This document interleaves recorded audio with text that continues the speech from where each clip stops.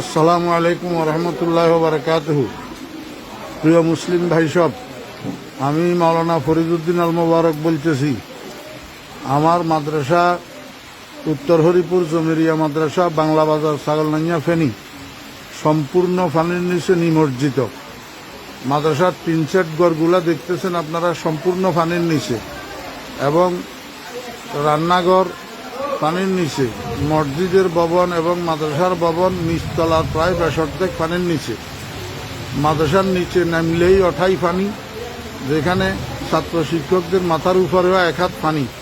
এমতো অবস্থায় আমাদের খাওয়া দাওয়া, পায়খানা প্রস্রাব অসুবিধা হইতেছে, খাওয়ার পানির অসুবিধা হইতেছে।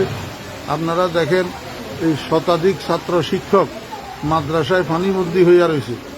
এই অবস্থায় হৃদয়বান মুসলমান ভাইদের এবং বিভিন্ন স্বেচ্ছাসেবক সংগঠনগুলোর কাছে আবেদন, আপনারা মেহরবানি করে এখান থেকে আমার ছাত্র শিক্ষকদেরকে উদ্ধার করেন।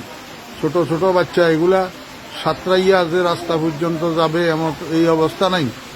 এমত অবস্থা আপনাদের কাছে বিনীত অনুরোধ, আপনারা যেখানে আছেন আমার এই ছোট ছোট ছাত্র শিক্ষকদের দিকে একটু সাহায্যের হাত বাড়ান, একটু তাড়াতাড়ি এখান থেকে আমাদেরকে উদ্ধার করার চেষ্টা করেন।